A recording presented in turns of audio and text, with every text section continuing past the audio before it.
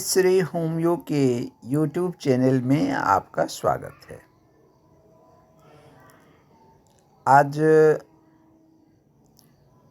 कुछ दिनों के बाद बेलाडोना पढ़ने की इच्छा हुई और लोगों ने भी पूछा कि सर आप मेडिसिन पर कोई वीडियोज़ नहीं बना रहे हैं।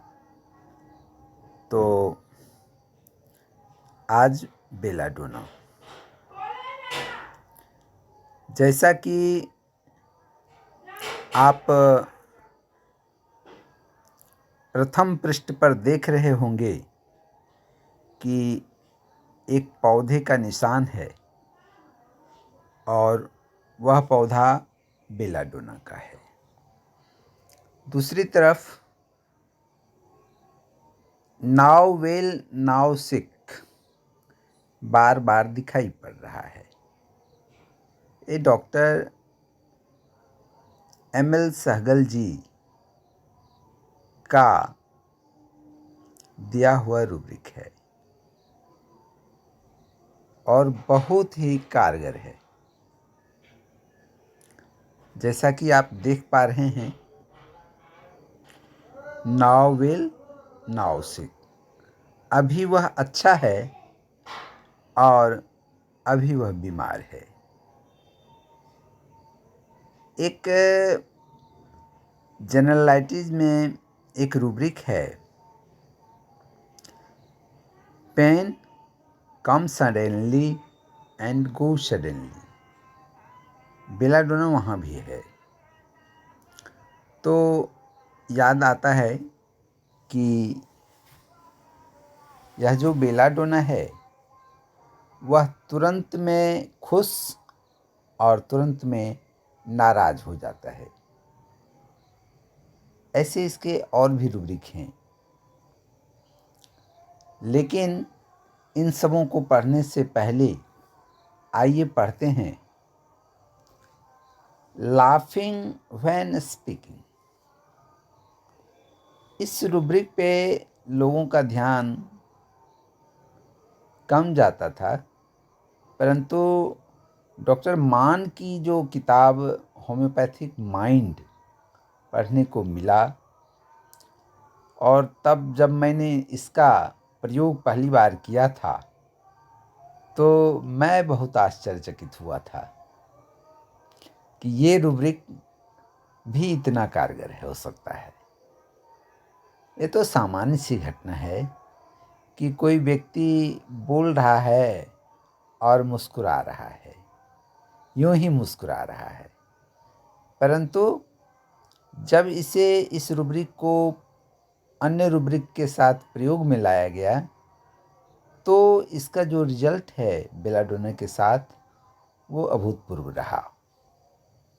लाफिंग व्हेन स्पीकिंग, बेलाडोना की खूबसूरती है कि उसका रोगी कष्ट में है फिर भी वह जब बात करता है तो मुस्कुराते रहता है, अनायास मुस्कुरा जाता है और हंस पड़ता है। तो बोलते बोलते हंसते रहता है, रो भी देगा फिर भी हंसेगा, रो भी देगा फिर भी हंसेगा। तो ये इसकी एक खासियत है, laughing when speaking and smiling involuntary. Involuntary अनायास। अब आते हैं carry desire to be fast. आइए इस रूब्रिक को पढ़ते हैं। Carry desire to be fast. Carried का अर्थ होता है एक जगह से दूसरी जगह ले जाना। वह व्यक्ति स्वयं नहीं जाएगा, वह दूसरे को कहता है कि मुझे ले चलो। उसकी ये डिजायर है, उसकी ये इच्छा है। यहाँ पे हमने 3 रूब्रिक लिए हैं और तीनों में डिजायर शब्द कॉमन है। तो बेलाडोना की कुछ डिजायर्स हैं, उसमें से एक डिजायर है कि वह आके कहेगा कि डॉक्टर साहब कोई ऐसी दवा दीजिए जो जल्द ठीक कर दे। डॉक्टर साहब होम्योपैथी हम इसलिए नहीं खाते हैं कि ये जल्दी काम नहीं करता है। तो उन्होंने कहा कि ये दवा भी बहुत तेज़ी से काम करती है, वो डॉक्टर साहब के पास चले जाओ, वो उनकी दवा बहुत तेज़ी से काम करती है। तो मैं आया। तो यहाँ पे हालांकि और भी रूब्रिक छुपा हुआ है जो आगे चर्चा करेंगे, लेकिन carry desire to be fast का ये मेन मकसद होता है। वह रोगी इसलिए आया है कि आप जल्द से उसे ठीक कर दें। बोलता भी है, डॉक्टर साहब कोई ऐसी दवा दीजिए कि थोड़ा जल्दी हमको ठीक कर दे। इसके जल्द ठीक होने में और भी कोई बातें हैं नहीं, बस रेस्ट डिजायर है। वह चाहता है कि उसे आराम मिले। और जो लाइट डिजायर फॉर है, यूँ तो लाइट का बहुत सारा अर्थ लिया गया है। लाइट मीन्स हल्का, लाइट मीन्स प्रकाश, लाइट मीन्स जांच पड़ताल, लाइट मीन्स जो डॉक्टर के पास आता है क्या करने, तो दिखाने के लिए आता है। क्या करने आता है, तो दिखाने आता है। सो दिखाया जाना यानी किसी चीज़ पे खास फोकस डालना। अब हम किसी चीज़ को दिखाने जाते हैं, क्यों, और भी तो लोग हैं देखने वाले, पर दिखाना क्या होता है, तो डॉक्टर के पास एक अलग नज़र है, नज़रिया है, उनकी अपनी एक विद्वता है, जिस विद्वता के आधार पर वो देखते हैं। तो ये है उनका लाइट, और उस फोकस को देख करके वो देखते हैं। तो जो रोगी का डिजायर है वो है कि उस डॉक्टर से दिखाने जग गया है, यानी वो लाइट डिजायर है।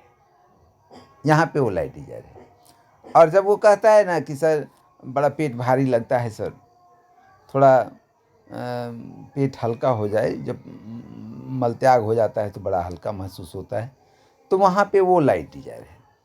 फिर एक बार कहता है कि डॉक्टर साहब अगर आप कहेंगे तो हम इसके जांच पड़ताल भी कुछ करवा लेंगे, खून टेस्ट करवा लेंगे, अल्ट्रासाउंड करवा लेंगे। तो ये भी एक लाइट डिजायर है। तो इस प्रकार से लाइट डिजायर कई भाषा में लिया जाता है। जैसे मोटा हो गया है तो डॉक्टर साहब क्या आपको इसका थोड़ा सा ये हल्का हो जाता तो अच्छा था। तो ये भी एक लाइट डिजायर है। तो लाइट डिजायर के कई बातें हैं। तो belladonna light desire, rest desire दोनों में है, कैरी डिजायर टू फास्ट के साथ। अब आते हैं कि ये रूब्रिक है हाइडिंग थिंग्स। बड़ी मस्त बातें हैं। हाइडिंग थिंग्स, चीज़ों को छुपा लेना। अब वो चीज़ें क्या हैं, कलम, किताब, भोजन, नहीं नहीं नहीं, ऐसी बातें नहीं। डॉक्टर के क्लिनिक में वो जो चीज़ें छुपाता है, वो कुछ बातें हैं जो कहना चाहिए था उसे, वो कहता नहीं है, वो छुपा लेता है। उन बातों को वो छुपा लेता है। तो ये हुआ हाइडिंग थिंग्स। हाइडिंग थिंग्स का यहाँ पे ये मीनिंग है कि वह चीज़ों को छुपा लेता है। कुछ बातें हैं, बहुत सारी लड़कियां आती हैं, महिलाएं आती हैं, जो कुछ बातें वो कहना नहीं चाहती हैं, अब वो छुपा लेती हैं। परंतु कुछ बातें हैं जो वो खुद से भी छुपाती हैं, अपने आप से छुपाते हैं। हाइडिंग हिमसेल्फ, अपने आप को छुपा लेना। चीज़ों को छुपा लेना वहाँ पे है, यहाँ पे है अपने आप को छुपा लेना। अपने आप को क्या क्या मतलब, जैसे चेहरे पे अगर कुछ हो गया है, फोड़ा फुंसी, तो उसको वो ढक के आएगा, जबकि वो दिख रहा भी है, लेकिन फिर भी वो थोड़ा सा ढक लेगा, थोड़ा सा पल्लू ढांक लेगा, थोड़ा सा गमछा से लपेट लेगा। तो ये हाइडिंग हिमसेल्फ इस तरह से। फिर आगे है hide desire to and naked wants to be. थोड़ी देर के लिए छुपाया, पर आया तो है दिखाने, तो फिर वो खोल कर दिखा देता है। naked wants to be, naked का अर्थ होता है बिना कपड़ों का। कपड़े हैं जो उसे ढका रखता है। नेकेड होने का मतलब हुआ कि कपड़ा हटा लिया। तो कपड़ा हटा लिया तो नेकेड हो गया। यानी कि जो बातें ढकी हुई हैं, अगर उन बातों को उघार दिया जाए, वहाँ पर से जो ढका हुआ चीज़ है उसको हटा लिया जाए, तो वो नेकेड हो जाता है। तो इस प्रकार से बहुत सारे लोग कहते हैं कि डॉक्टर साहब हम आपको खोल के बता देते हैं, हम आपको खोल के बता देते हैं। अरे क्या खोल रहे हो भाई? खोल के बताने का मतलब हुआ कि वह जिन बातों को छुपा रहा है उसे वह बताना चाह रहा है। तो ये हुआ hide desire to and naked one. थोड़ी देर के लिए वो हाइड करता है, फिर वो बता देता है। इससे मिलता जुलता एक और रूब्रिक है, वो है हाइड एंड सीक, लुका छिपी करना। कुछ बातों को छुपा आपने न जान पाए, अच्छा हम बता देते हैं। तो ये इस तरह से हाइड एंड सीक। आते हैं अब अगला रूब्रिक जो उससे संबंधित है वो है फ्रिवोलस। इतना करने के पीछे उसका जो बात है वह किसी भी चीज़ को बहुत गहराई से नहीं लेता है, बहुत हल्केपन से लेता है। चाहे वो बीमारी बताने की बात हो, चाहे वो अन्य संबंधों की बात हो, वो कहता है कि हम बहुत ज़्यादा सीरियस नहीं रहते हैं सर, जो होना है वो होगा। अब माथा को भारी करने से क्या फ़ायदा? तो वो बड़ा हल्के मिजाज में रहता है। तो ये है फ्रिवोलस, किसी भी बात का सीरियस में ना लेना, कोई टेंशन नहीं लेना। और यहाँ पे एक दूसरा है सुपरस्टिशियस। सुपरस्टिशियस मीन यहाँ पे इसकी हिंदी बनती है अंधविश्वास, ब्लाइंड फेथ। किसी ने जो कहा, जैसा कहा, वो मेरा आदमी है, हम उस पर विश्वास करते हैं, इसलिए वो व्यक्ति जो कुछ कह दिया वो सही है। उसके पीछे कोई लॉजिक लगाना नहीं है। ये है अंधविश्वास। अंधविश्वास का मतलब अंध मीन्स ब्लाइंड और विश्वास फेथ। तो ऐसा विश्वास जो बिना किसी तर्क, बिना किसी बात का कर लिया जाए। हालांकि बेलाडोना नायब भी है और क्रेडुलस भी है। तो इसलिए सुपरस्टिशियस के पीछे का उसका जो काउज है कि अमुक आदमी ने कहा डॉक्टर साहब कि आपके यहाँ बहुत अच्छी दवा मिलती है इस चीज़ की, घाव की या ट्यूमर की या किसी भी खास चीज़, किसी भी बीमारी की। उसने वो दिखाया तो आपके यहाँ से ठीक हुआ, तो हमको बताया तो हम भी चले आए।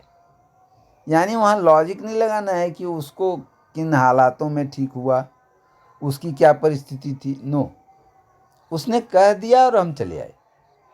अगर आप पूछ देंगे कि तो आप उस पर विश्वास किए, तो हाँ क्यों नहीं करेंगे सर, वो मेरा क्या सगा भाई है, अपना है। अब उस पर विश्वास नहीं करेंगे तो किस पे करेंगे? वो कह दिया तो कह दिया। तो ये है सुपरस्टिशन से बिल्कुल अंधविश्वास है इसका। इसका कोई ऐसा विश्वास नहीं है जो कि इस पे वो पूरा हिसाब किताब लगाए। इसमें वैज्ञानिक की पद्धति लगाने की कोई ज़रूरत नहीं है। वो आपका अपना है, उसने कह दिया और मैंने मान लिया। तो ये है सुपरस्टिशियस। पहले तो लोग पूजा पाठ और जादू टोना इसको भी सुपरस्टिशियस के रूप में लेते हैं, परंतु क्लिनिकल आपको ज़्यादातर इसी रूप में आएगा। अब आते हैं एक रूब्रिक है डेलूजन वेल्थ ऑफ, और दूसरा रूब्रिक है डेलूजन पुअर ही इज़। अब डेलूजन का अर्थ तो आप समझते हैं, महसूस करना, बुझाना, लगता है, बुझाता है, महसूस होता है, प्रतीत होता है, आभास होता है। तो ये सब डेल्यूजन, वहम, वो है नहीं पर वो है। वो आपकी अंदर की जो नाड़ियाँ हैं, आपके जो आँख हैं, आपका जो ऑर्गन्स है, ज्ञानेंद्रियाँ हैं, वो उसको महसूस करती हैं। तो ये है डेल्यूजन। अब यहाँ पे है वेल्थ ऑफ। तो मेरे पास है, भगवान की दया से मेरे पास सब कुछ है सर। भगवान की दया से मेरे पास सब कुछ है। आप लोगों के आशीर्वाद से मुझे किसी चीज़ की कोई कमी नहीं है ना। ये है डेल्यूजन वेल्थ ऑफ। मुझे किसी चीज़ की कमी नहीं है। वेल्थ का अर्थ होता है कि मुझे किसी चीज़ की कमी नहीं है, और पुअर का मतलब होता है लैक ऑफ समथिंग, किसी न किसी चीज़ की कमी है। तो बेलाडोना एक ऐसा मेडिसिन है जिसमें डेल्यूजन वेल्थ ऑफ भी है और डेल्यूजन पुअर हीज भी है। पुअर क्या है डॉक्टर साहब? थोड़ा कमजोरी महसूस होता है।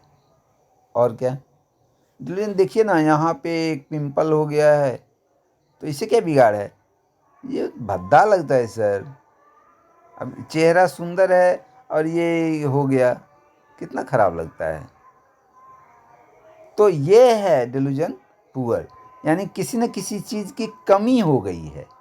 जब उसे कमी महसूस होता है यानी डेल्यूजन पुअर, और जब उसे कोई कमी नहीं महसूस होता है तो डेल्यूजन वेल्थ ऑफ। और इन दोनों में, दोनों स्थितियों में बेलाडोना है। आइए एक अगला रूब्रिक पढ़ते हैं, वो है प्लेफुल। खास करके बच्चों में आपको ये रूब्रिक ज़्यादा मिलेगा। ऐसे भी वो क्लिनिक में आएगा तो स्थिर नहीं रहता है। कभी कलम उठा के खेलना लग जाएगा, नहीं तो किवाड़ से खेलने लग जाएगा, ग्रिल से खेलने लग जाएगा। और जहाँ रहता है कुछ न कुछ करने लग जाता है, खेल कूद में लग जाता है। तो ये है प्लेफुल। और बड़ा आदमी है तो अपनी उंगलियों से खेलने लग जाता है, अपने हेयर से खेलने लग जाता है। कभी ऐसे ऐसे ऐसे ऐसे ऐसे करते रहेगा। कभी अपना चश्मा उतारेगा, थोड़ा उसको पोंछ लिया, इधर उधर किया, तो कुछ उंगलियों से, कभी उंगलियों के टिप से खेलने लग जाता है।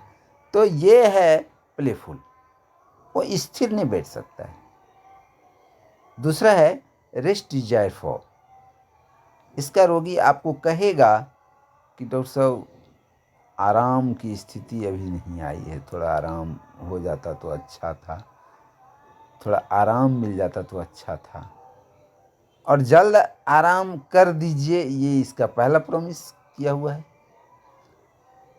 यहाँ पे एक रूब्रिक है एंग्विश वीपिंग विथ। बहुत ही मस्त रूब्रिक है। एक बार मेरी माँ को ही बिच्छू काट लिया था, और घर में गीत नाद चल रहा था।